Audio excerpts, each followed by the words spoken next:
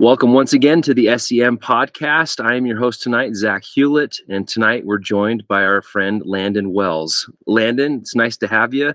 What part of the world are you calling from tonight? Austin, Texas. Austin, very cool.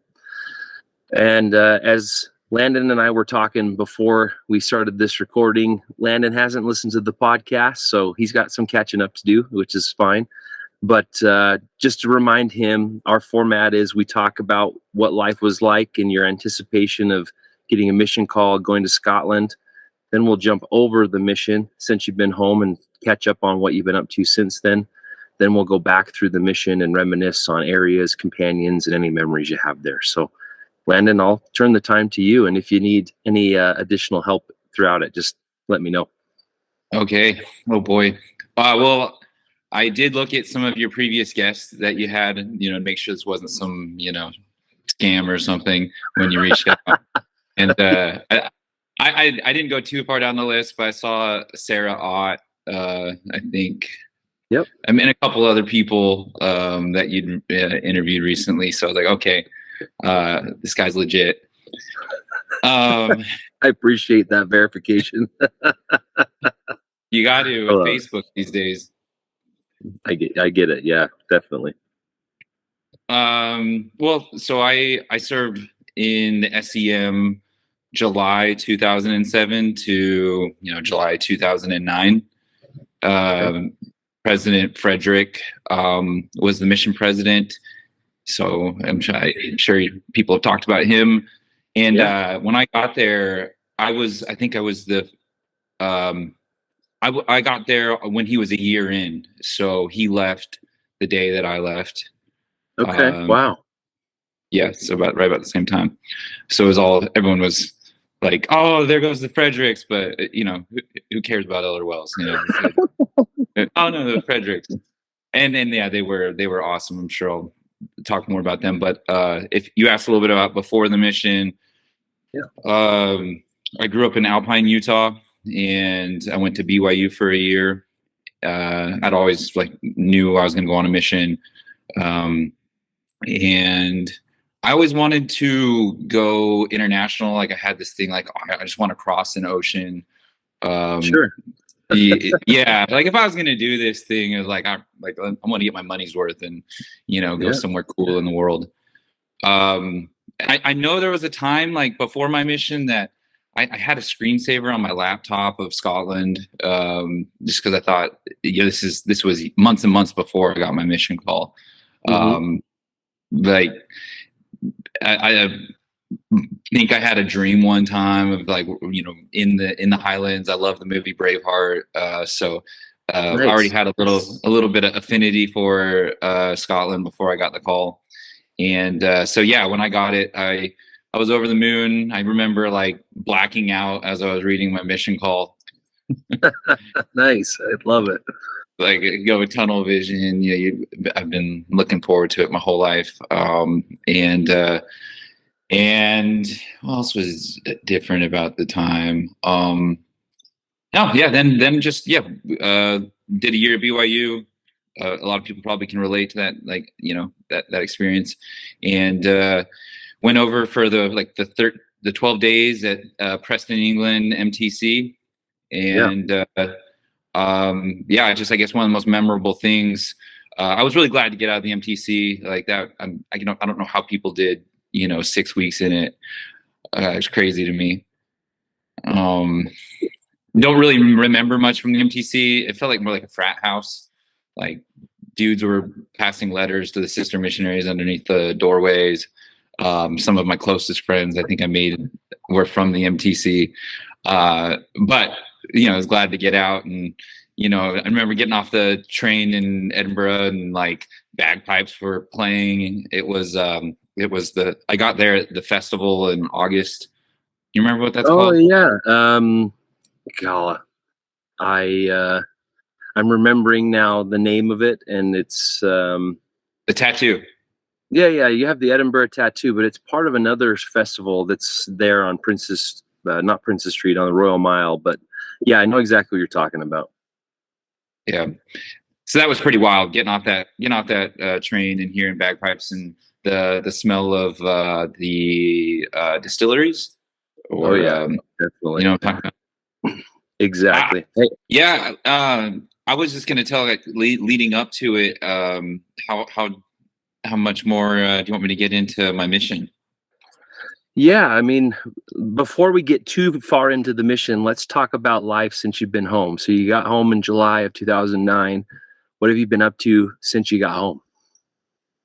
Yeah, I planned it out so that I could get enrolled back at BYU pretty quick, and that was nice to do that. And like, mind you, a few years have passed, so now it's, yeah, 2000, what, 14, 15 years. Yeah, no Um, kidding. it's crazy how crazy. And my life is definitely, feels like there's been like 5 year chunks that are very, very, distinct. And so there was the time when I was at BYU, and I took my time with it. I took a semester off and worked at Sundance. Was a lift operator, and I love skiing, and so I wasn't really in a rush to move on to the career or anything. So I was one of those 5 year graduates in college, and in school, um, both, well, both my parents are physicians, and that was Okay. kind of the, like, when I went into college, it was like, all right, I'm doing this so I can go to med school. Hmm. And in college, it was very, I was very, I was just kind of like following the path that had been laid out. I my Around my senior year, like, I checked off all the boxes, got accepted to med school, and I almost got married.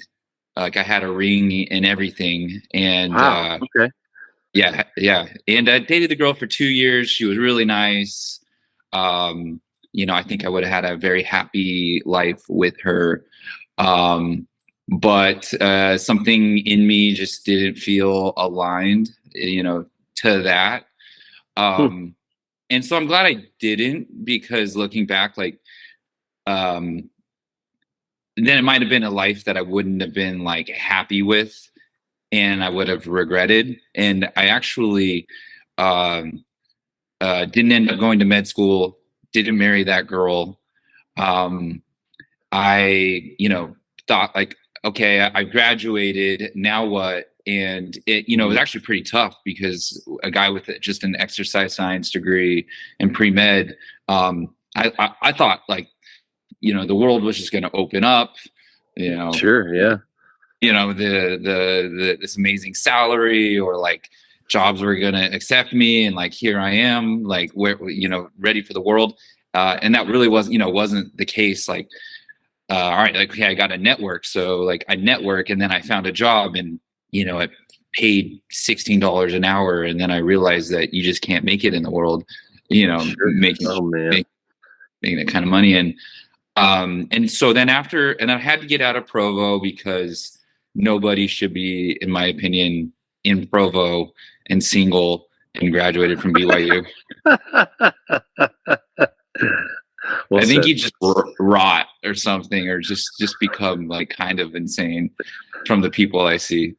Sure. Uh, but I always wanted to be in a big city, and so I moved up to Salt Lake City. And I love to travel. I think my mission kind of taught me that. I actually went back to Scotland 5 years after, for like a month, and have some pretty crazy stories about that. But Hmm. that's what I really valued in life, was having experiences, and not really being able to put in a box, and being like a paradox of sorts, and being well rounded, and so trying out different things, and I thought, oh, I'll get a job in, I liked real estate, so I got a job for 2 years working in a cubicle at a mortgage company, because that's what adults do, and that just sucked the life out of me.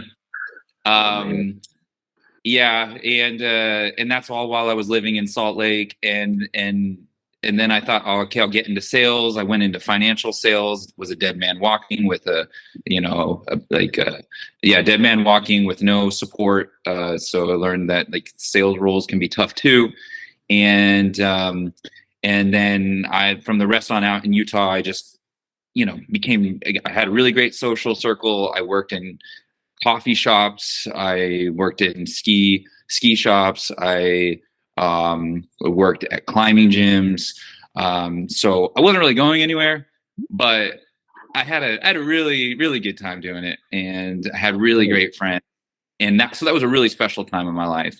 And then that takes me to being 30 years old, and that's another big change happened, where I got a really valuable mentor in roofing, which is what I do now. So 5 years ago, and and at the same time, I started dating a girl that I fell head over heels for, and it was a very powerful relationship. It broke my heart, in a good way, at the time, a terrible way. But now I'm like, would never be the man that I am today if I never would have learned some really valuable lessons in that relationship. And so, yeah, that's kind of what brings me now to Austin. I've been here 2 years. I moved here. Just people ask why I moved here. Moved here because I could. I had money saved up. I didn't want to go back to Salt Lake. I'd done that adventure. I wanted to go to a new city where I didn't know anybody. And wanted to like just build myself up financially, physically, and spiritually, and relationshipally. I don't know if that's a word, but yeah, I think you know what I'm talking about. Yeah, dating friends in that life.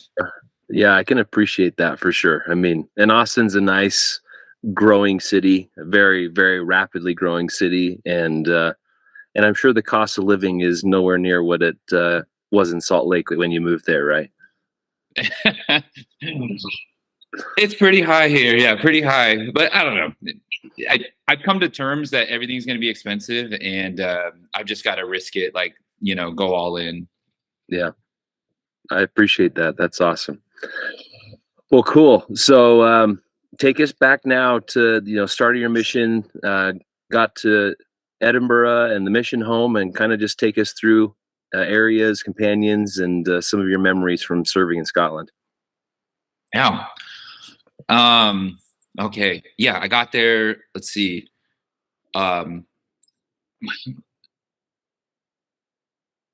It was like, so, it was intense at the time. I think well, first off, climbing Pratt's Hill, you get there, dedicate your mission, man, like that's such a valuable lesson for life, like having like an intention, conscientious, like envisioning what you want to accomplish, is so key to anything that we do. Is being able to see and imagine, that success. And yeah, it's going to be tough to remember all the areas. I served in quite a few. My dad jokes I was either like a problem missionary or or I was sent to places and I made them better. So I hope it was the latter, but I think I served in like 14 or 15 areas. Whoa, holy cow, that's a lot. Well, if you like don't remember them, I don't blame you. I'll remember most of them, man. They all were very memorable. Nice. Yeah, first one was Alloa. So in the Sterling ward, I might have just been Alloa ward, with Matt Fissler. Matt is a baller. He was a legend at the time. Surfer from Southern California. Now his wife owns Binky Bros in Utah, and yeah, he's been a good friend of mine always. That's great. Matt has been on the podcast, so you can check his podcast out in the future, Landon. Nice, awesome. Yeah, amazing guy. Actually, I'll show you guys one second. I'll show you the picture.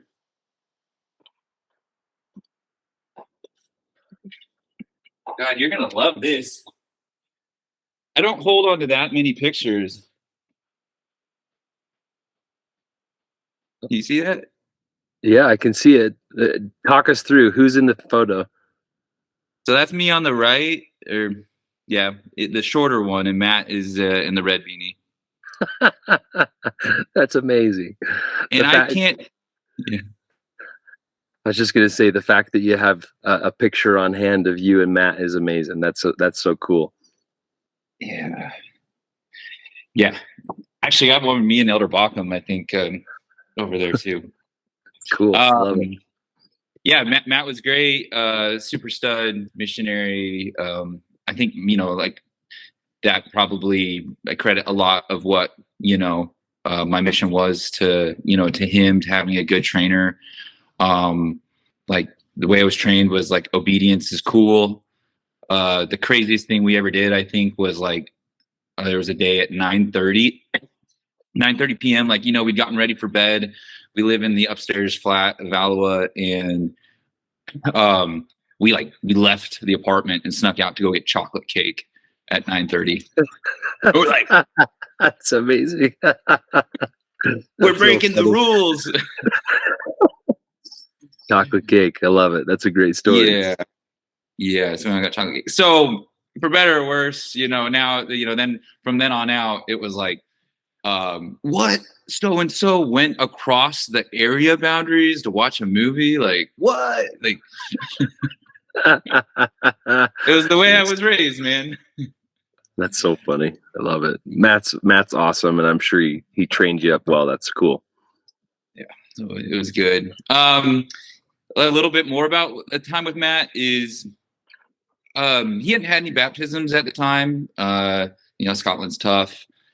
And I think he'd been out like 6 months at least. And then so like in the first 6 weeks, we met a lady. We were riding the bus around. For some reason we didn't have a car at the time, and she gave us her address, and we went to look it up and we couldn't find it.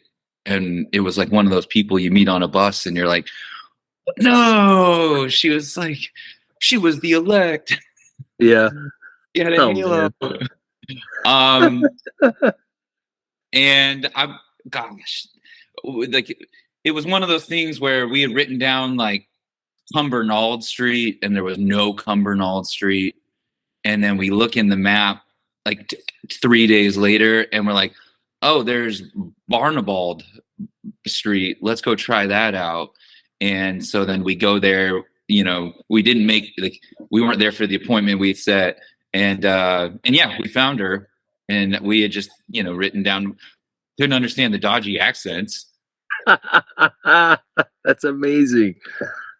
Oh, wow. And yeah, met her, and she was just amazingly sweet lady with 2 young kids. And it just, went pretty smooth. She got baptized. Her 7-year-old got baptized like a year later. Matt went to that baptism. Okay, he got transferred and then Elder Bockham baptized her, is what ended up happening. Really, really nice. She fed us haggis. So that was my first haggis experience. It was really cheap haggis. So like, not the good stuff. No. I didn't realize now I looking back, I knew like, oh, she was in like council flats, and the beans were from cans, and the haggis was soggy and moist and right. Oh man, you just, as a missionary, put up with it. That's right. That's why you bless the food. Yeah. So so like that was 2 transfers in Alua, and then after that I went to Paisley. So Paisley. I think I was a district leader when I went there super early. Wow, that is really early. and my companion was Elder Golding, tall, skinny Elder Golding. He was my first British companion. Okay, nice. And yeah, it was a little rough. Like in inmates running the asylum, I think, if you walk, and it's a little bit of speculation, and I don't know who's gonna listen, but there might have been a little bit like a new order of things, and like being a little more by the book from. And I don't think there's like a right or wrong. It's like inspiration by leaders, right? Maybe some people would differ, and so that might have been part of the reason why, like,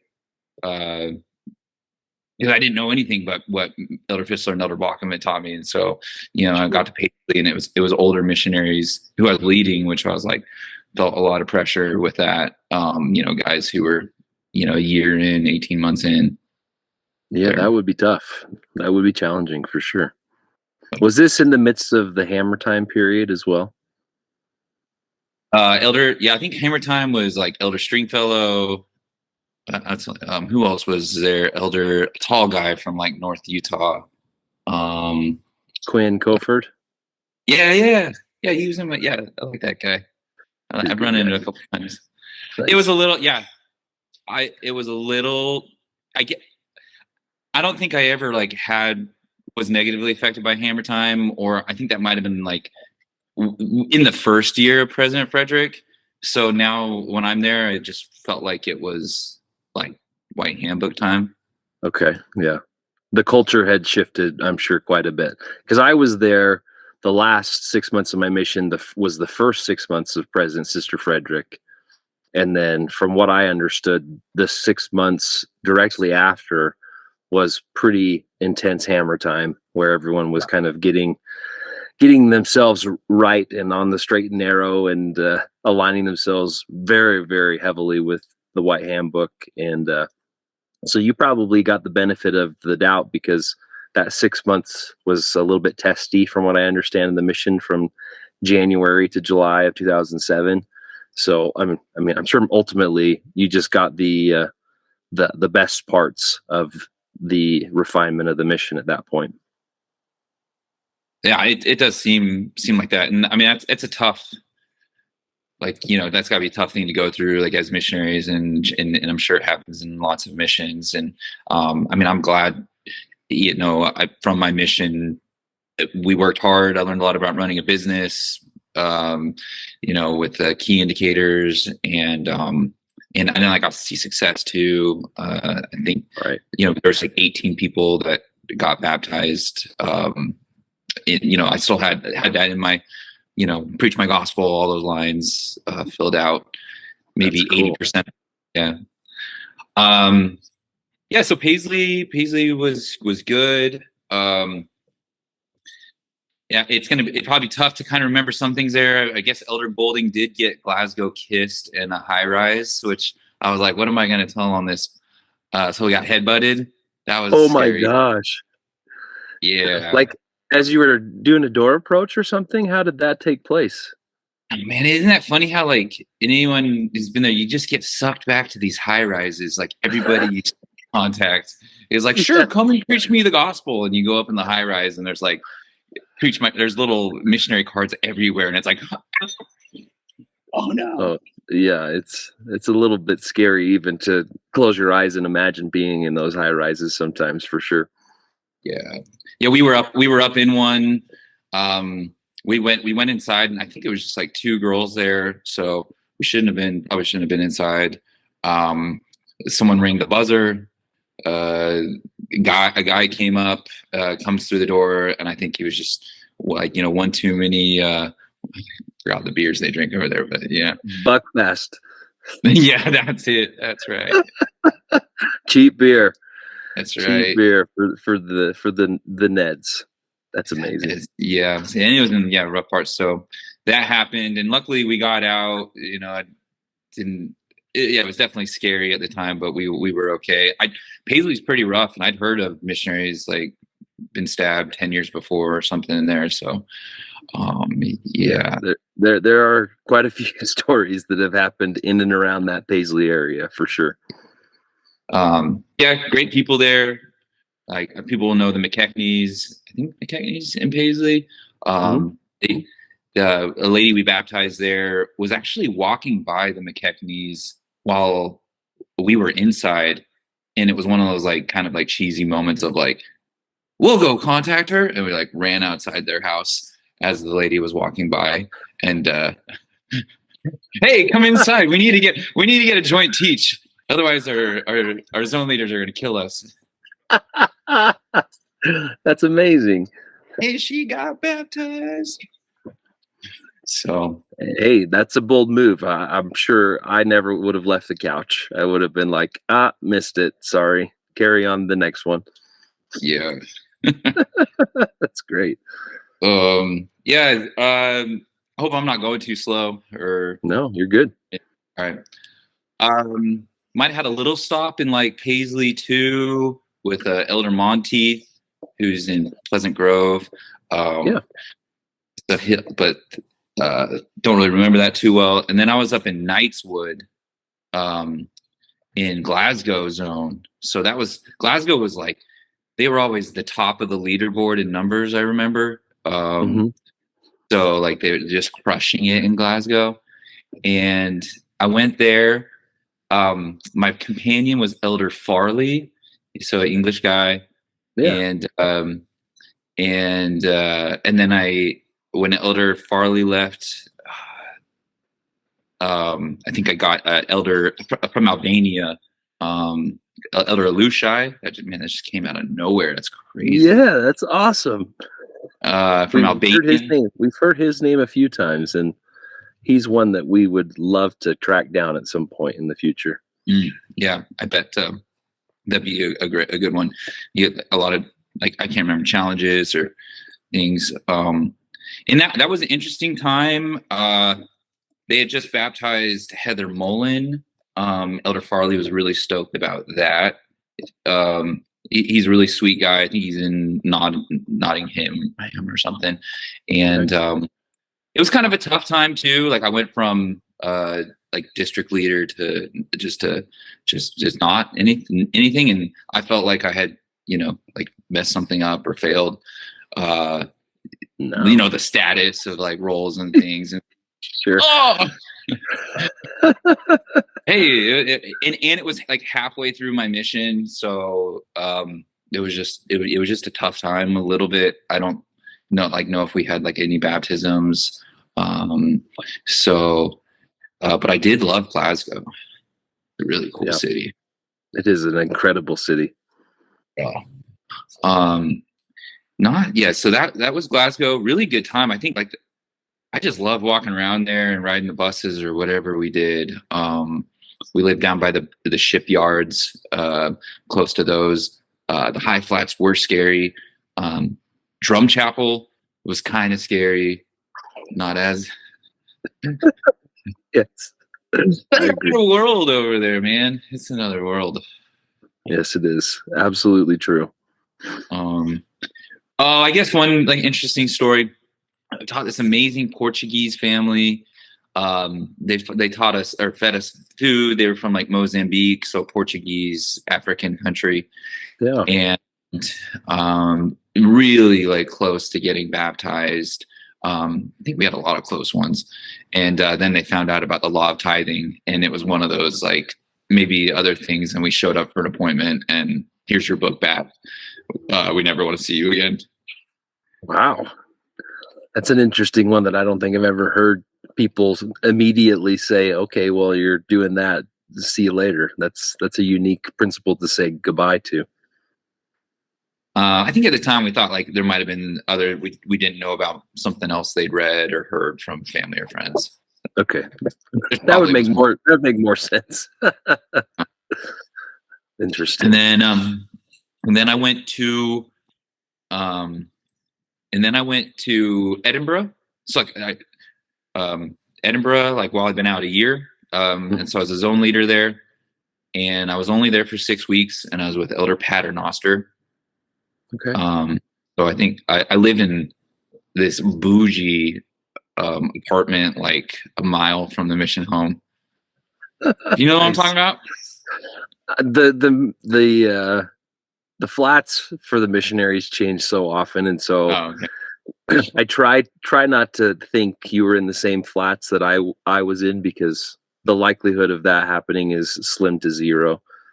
It has happened before, but few and far between. I have heard that the flat though in Edinburgh at that time was really nice. Super nice. It was like the senior couple had just left or something, and so Right. Elder Patrick and I were in it. Yeah, Edinburgh also really cool, really different than everything else that I'd experienced. Loved going back there. Like if I'm traveling, I like Edinburgh is just a great city to hang out in, and makes me really want to go back again. Yeah. Yeah, I was only there 6 weeks. The ward's really cool. Like I can see why people like being there, and like I think I'm still Facebook friends with like, a bunch of those punk kids that are now like middle aged. That's right. Yes, indeed. And then after Edinburgh, went to Kilwinning, so Paisley Zone. And I think I can't remember who my companion was right away. I think it was an English guy. It's spacing me. And then but then I do remember Elder Levitt from St. George, Utah. He came there. And that was like so we were zone leaders there, and Elder Paternoster was really running the show in Edinburgh. Like he just was a lot older. But then down in Paisley, it was just kind of fun. When you're like have you get to like make ideas of like how you want to make like help the zone out, and you like we got very creative with things, like assignments, and like this is what we'll do to challenge, and this many baptismal invites, and all that. So that was kind of cool. That is cool. So, and that was, man, it's so different down there in Kilwinning, like spread out city, very different than everything else. I think it was like the Irvin Ward or Yep. or something down there. Yeah, in Kilwinning. Oh, and actually I was Elder Levitt, he ended up being my companion like 2 or 3 times. Like sometime we like, wow, yeah, that's crazy. It's about, so we were down there, and then after Kilwinning, I told you it's a lot of areas. I think there's still like 3 more. Went up to Aberdeen, Okay. and joined up with Chad Nielsen. I can't remember how long we served together, but like we probably got split up because we were so intense. Nice. I think President Frederick, like, he called me a loose cannon once or something, and if I'm a loose cannon, then Elder Nielsen's a loose nuclear warhead. Like, Oh, me no. and he's in Southern California. I've hung out with him a couple times since the mission. He'd be a good one to have on, but like, Okay. just really, like we would walk the road on opposite sides so that we could talk to everybody. Yeah, And that's normal. okay, We do that. We do that all the time. oh, I mean, we like chest bump before we go out, and then like it's like I love it. handshakes, and it was a great time with him, and I loved Aberdeen. I went out like Elder Drew Allen. He was out in Inverness, did some exchanges, so got to go out there. That was really dope to have a car and be in the biggest zone and travel around that. Like P days were you in the Aberdeen ward when you were assigned there? Yeah. Okay. I've had some people that come on and be like, I went to Aberdeen, but we were in the Bridge of Dawn ward, and so that's like a disconnect for me because I was in the Aberdeen ward for 6 months, and it's all good. I loved Aberdeen though. It's such a great city, Yeah. great ward, just a wonderful group of people up there. Yeah. Yeah. Really good. I actually might have been in Bridgeton. It's just been too, because that rings a bell, but it's tough to say. Our flat was in a little, like a cool spot on the coast, just north of downtown, close enough that we would run to downtown for like our morning runs.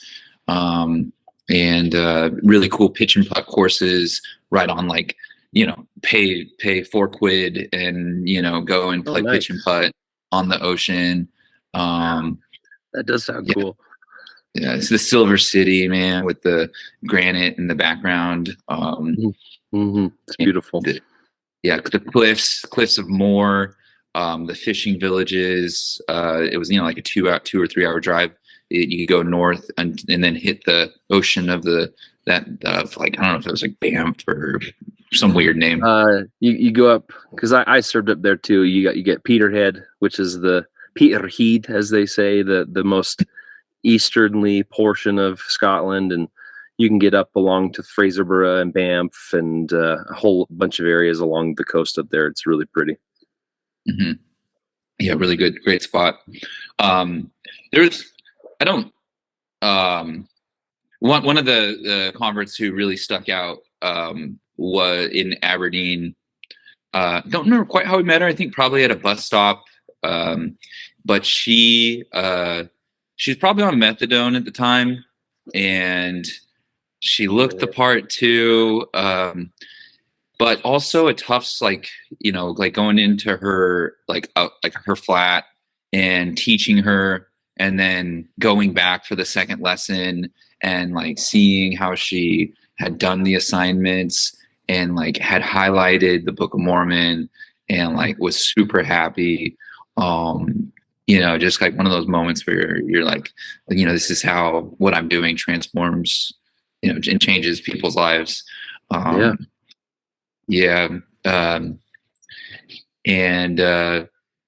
she did get baptized. I don't know how the ward thought about it. I'm just with my missionary goggles of like, everyone needs a chance. What? Like it's effort for wards to, retain them. Right. Doesn't matter. I'll be gone in 6 weeks. Give them a chance. I like that. I like that perspective. That's, they got to figure it out. You brought them there. Now you get to keep them there. Yeah. I mean, beggars can't be choosers. It's tough out here. Yeah, it is. I'm a 20-year-old kid, and people are jaded with religion. Yeah, agreed. So yeah, that was Aberdeen, and then I think I had like 6 months left in my mission, and then I went down to Dundee. Okay. And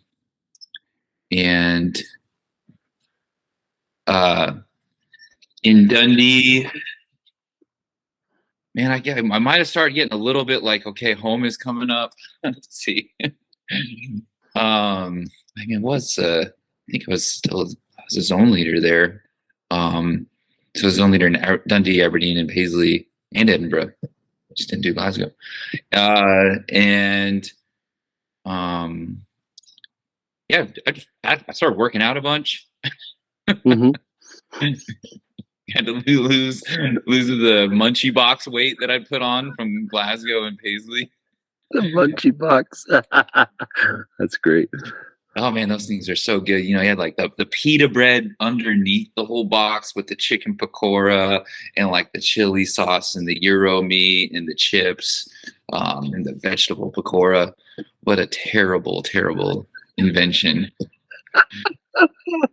I can't personally say that I ate a munchie box. I heard a lot about them, but the description of what's in that is basically just like, it's like a pile of everything, like pick some of everything. And it was just, I don't know how people eat those on a normal basis. It's just crazy. Yeah. And what's crazy is people are actually pretty skinny in Scotland, Yeah, it's true. For all the junk you You think? It's probably all the drugs that people take, unfortunately. Yeah, yeah. All the drinking and drugs will do that. Yes, indeed. But yeah, that was also a great area, Dundee Ward. Liked the people of that ward were really awesome. And then getting to go down to St. Andrews and played their like mini putt course down there. So I played the old course. That's cool. I like that. The mini putt one. And yeah, and then I guess that kind of wraps up pretty much my mission.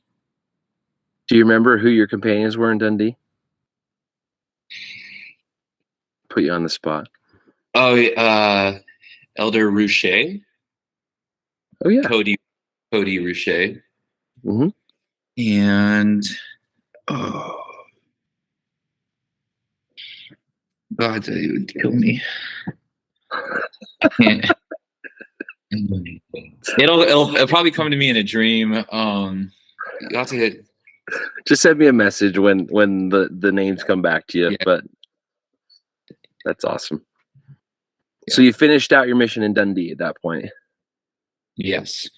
Okay. Well, I mean, you said you went to 14 areas, but I think you lied.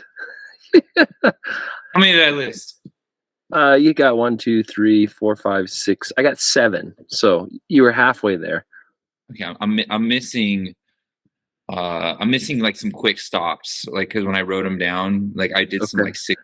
I might have done it 3 weeks in a spot. Okay. Yeah, That's fair. I mean, we all had a couple of those. I left off a story. If Elder Monteith listens to it, he Tyler Monteith, he wouldn't forgive me if I didn't tell a story of when I ran into a herd of seagulls in our Corsa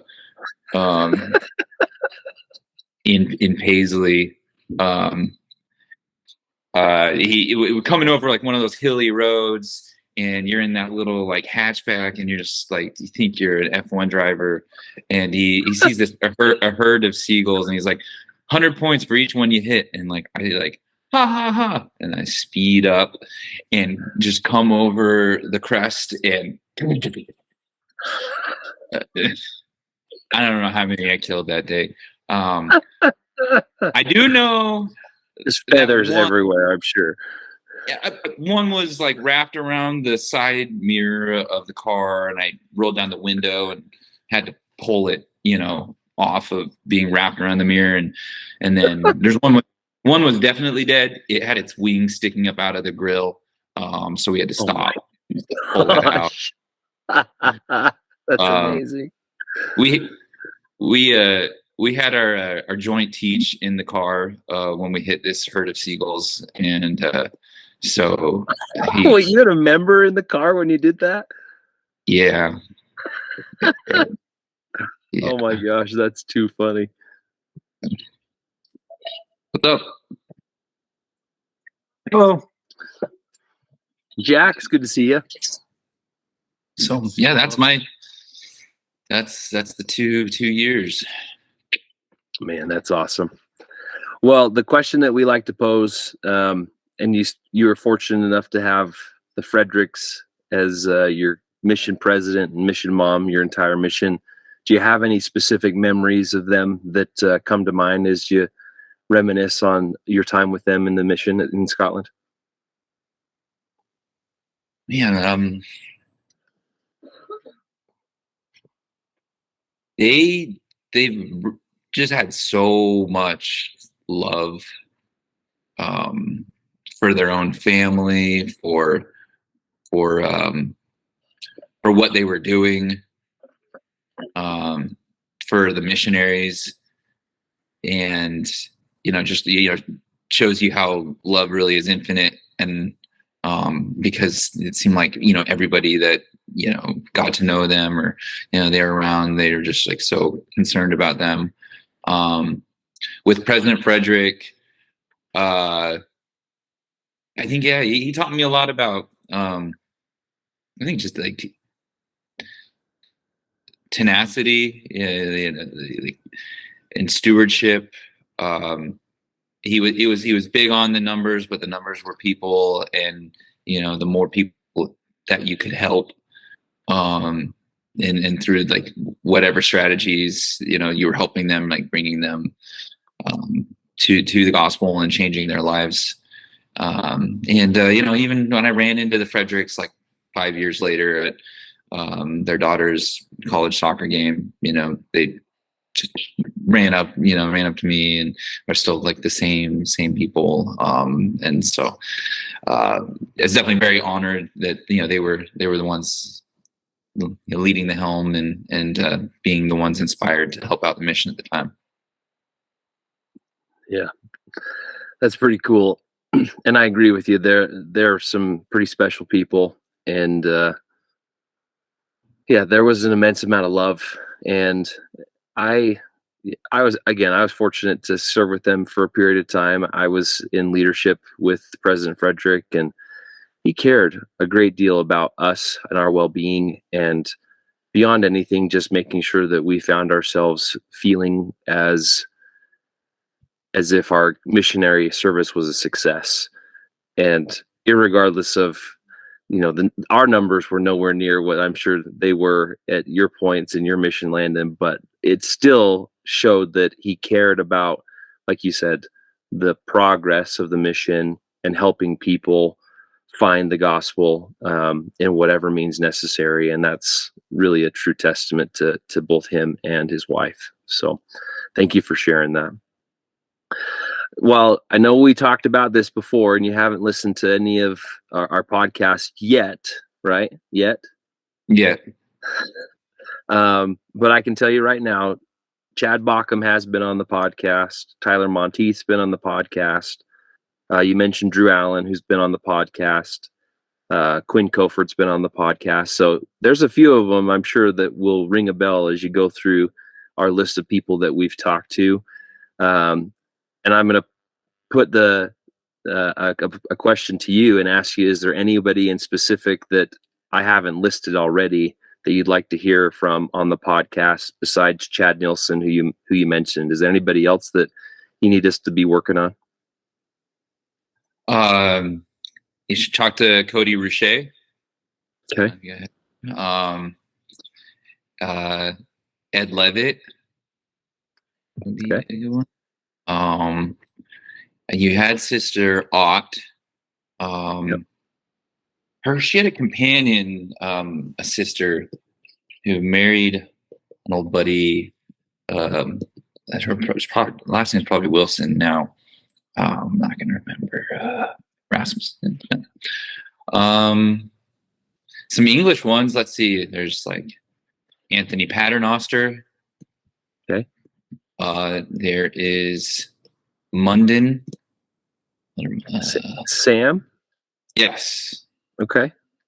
I've heard his name a lot. We'd love to have Sam on. Yeah, he came out with me. There's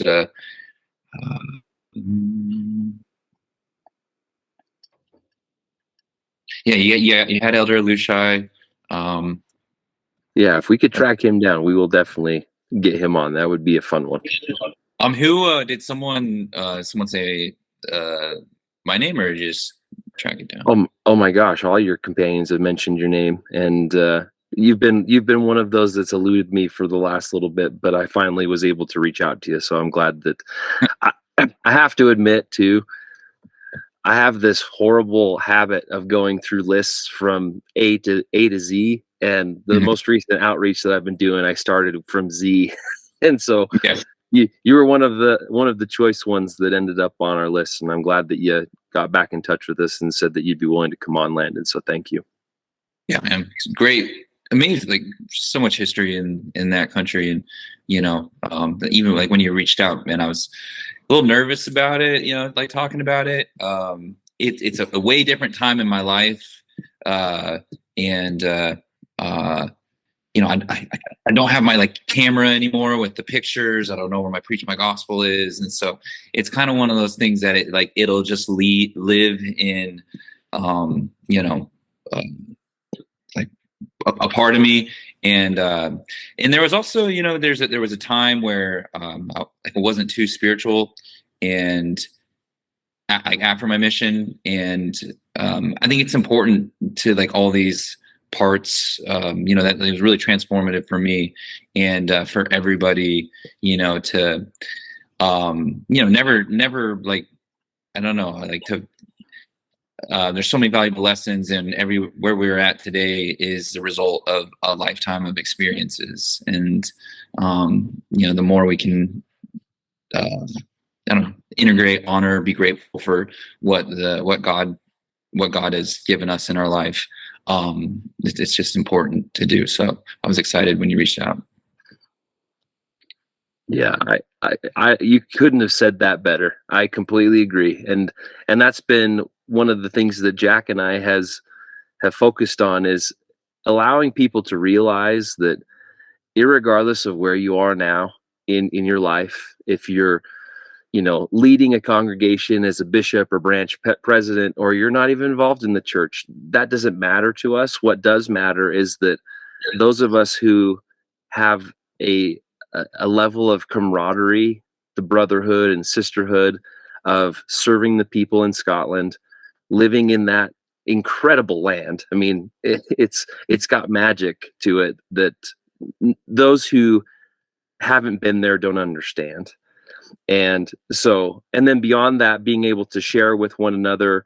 I mean, Landon, we don't know each other at all, but we sat down here and talked about areas that we loved in Scotland, and we immediately have that bond that comes with serving the people and being there with those that we were able to serve with. So I appreciate your words, your sentiment, and really putting it exactly how we've been trying to portray it. Is there's seasons of life, we have things going on that take us where we need to go in our moments, but it doesn't change our past. It doesn't change why we are where we are in this moment in time. And I hope that more of those that are listening that haven't come on the podcast, whether they're feeling shy or bashful, or don't feel like they have those memories, or they're not in those places, will realize that it's not really about those things. It's more about just checking in and making sure that you